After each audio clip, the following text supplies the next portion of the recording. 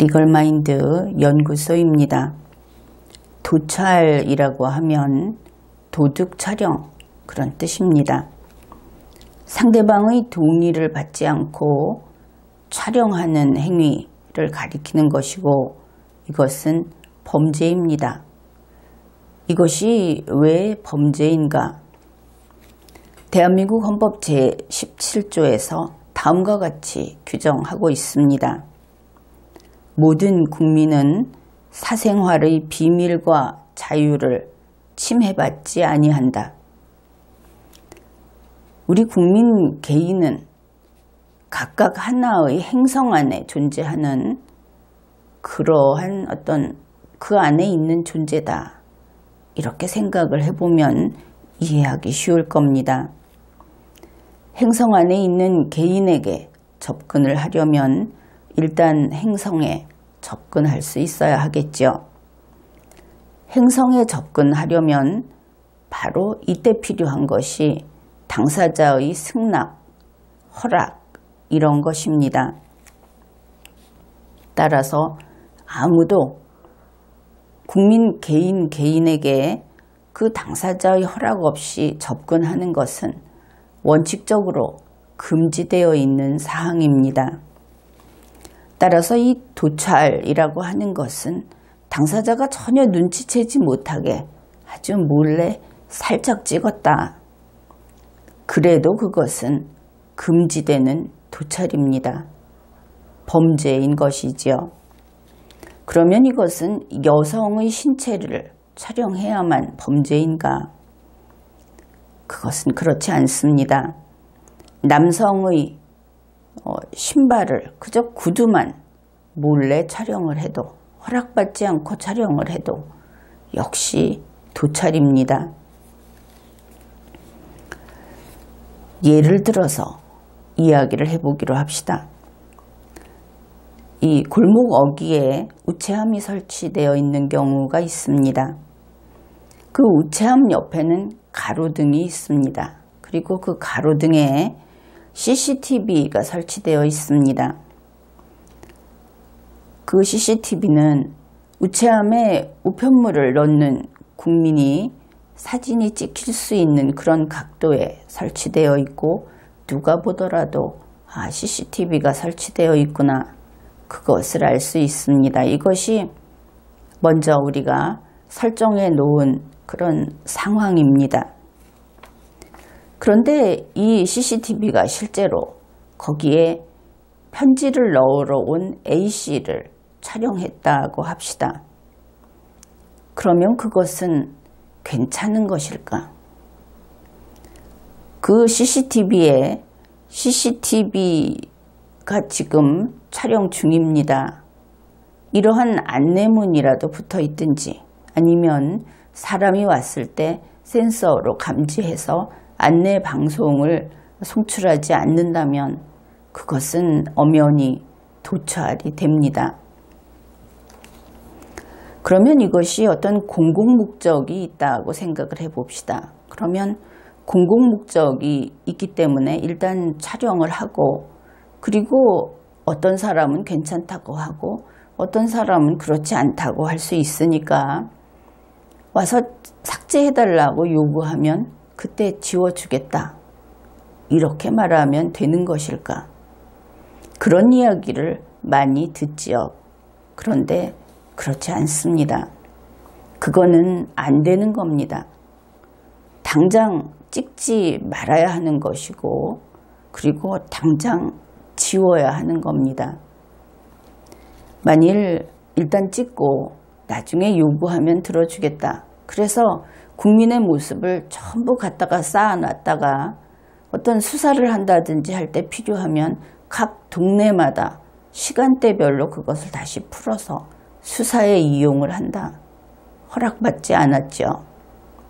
그렇게 되면 이것은 민주주의 국가가 아닙니다. 문명국가도 아니고 엄연히 이런 경우는 인권 후진국인 것이죠. 그런데 공공목적이다 이렇게 이야기를 했기 때문에 그리고 또 이것이 우체함이다 그래서 이것을 만일 공무원이 이 사진을 찍었다. 그러면 역시 영락 없이 도찰입니다. 그런데 공무원이 이렇게 촬영을 하고 나서 그것을 상부에 혹은 자기의 그 소속 기관에 보고를 했다. 그러면 그것은 이번에는 사찰이 되겠죠. 그래서 이 경우는 도찰에다가 사찰까지 겸해서 책임을 져야 하는 겁니다.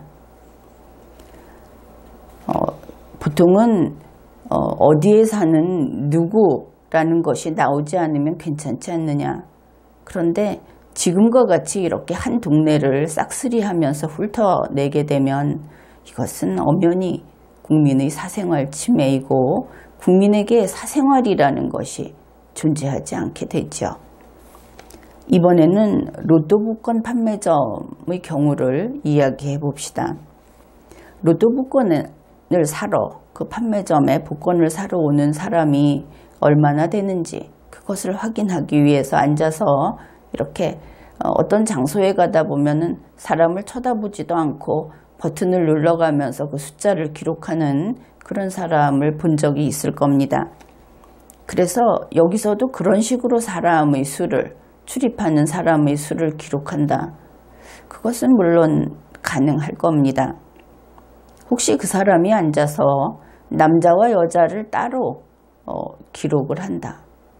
그것도 역시 괜찮을 겁니다. 물론 당사자들 중에 민감한 사람은 그런 것이 불편할 수도 있겠죠. 그런데 이것을 경우를 좀 바꿔봅시다. 조국 수석의 아내가 A 판매점에서 월요일 오후 2시 10분에 복권을 샀다. 이렇게 기록을 하는 겁니다. 그 다음에 조국 수석의 아내가 B 판매점에서 수요일 오전 10시에 복권을 샀다.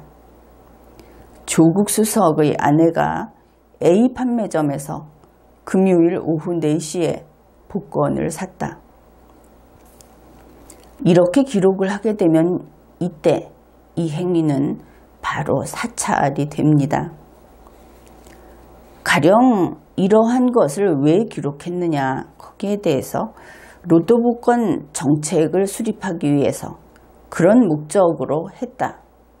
그러면 어떻게 될 것인가? 역시 사찰입니다.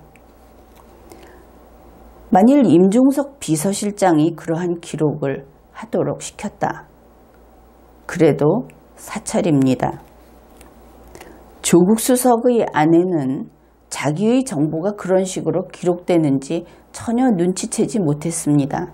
그래서 본인은 자신의 자유라든지 사생활이 침해되었다 하는 그 침해 감정을 전혀 느끼지 못했습니다. 그러면 어떤가? 그래도 사찰입니다.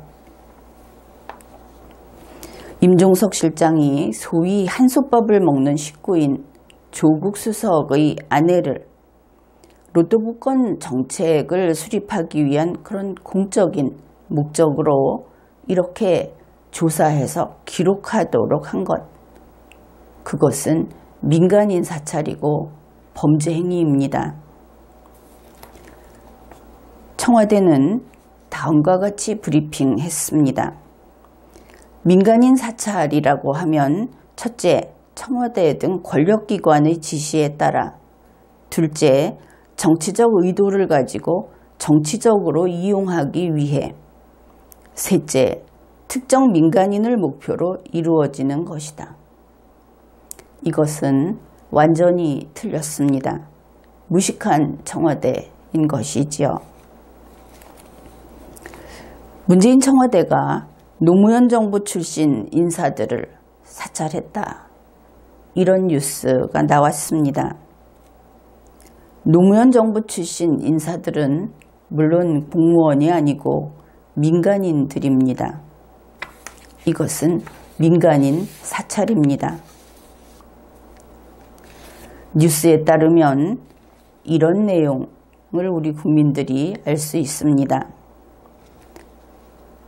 문재인 청와대 측의 주장이라고 보는데, 소위 친노 인사들이 비트코인을 가지고 있는지 조사했다. 그래서 이 조사한 자료를 가지고 정책을 수립해서 좋은 결과가 나왔다. 그런데 이 뉴스를 보고 우리 국민들은 이렇게 질문을 해야 하겠죠. 그 좋은 결과가 나왔다는 정책이 친노 비트코인 정책이었는가? 그것은 아닐 겁니다. 그냥 비트코인 정책이었죠. 친노와는 상관이 없지 않습니까? 그러면 왜 친노를 뒷조사해서 탈탈 털었는가? 사실을 우리 국민들도 다 알고 있는데 정책을 위해서 친노의 정보를 수집한 것은 아니겠죠. 친노를 사찰하기 위해서 사찰한 것 아닙니까? 뻔한 것을 가지고 거짓말을 하면 안 되는 겁니다. 뉴스에도 여러 차례 나왔듯이 박형철이 제2의 바다 이야기가 되면 안 된다. 결국 친노는 바다 이야기 전과자고 또 그 짓 할 거다. 이런 의심을 했던 것 사실이 아닙니까? 친노여서 변양균을 조사하고 고건을 조사했다고 하는데 그러면 한 명이 빠졌군요. 문재인도 했어야 하지 않습니까? 왜 문재인은 빠진 것일까? 아니 그러고 보니 빠졌다는 말은 없습니다. 혹시 문재인도 사찰했을 수 있겠죠. 뭐 이 경우는 공무원이니까 해도 될 겁니다. 그런데 문재인도 사찰했는지 기자들이 조사를 해서 보도해 주기 바랍니다. 문제는 고건 씨는 그 아들을 조사했다고 합니다. 그렇다면 문재인도 문재인의 아들을 조사했을 수 있겠죠. 청와대는 계속 자기들이 한 것이 감찰인지 사찰인지 아주 애매하게 마치 구분을 할 수 없다는 그런 태도를 취하고 있는데 문재인 아들이 비트코인을 얼마나 가지고 있는지 들여다보면 바로 그게 사찰인 겁니다. 대통령의 아들을 들여다봐도 그래도 사찰인 것이지요. 민간인 사찰인 겁니다. 귀걸이를 했든 말았든 사찰인 겁니다. 그런 거 하면 안 되는 겁니다. 하지 않았어야 하는 거죠. 그런데 이미 해버렸다. 그러면 민간인 사찰 해버린 겁니다.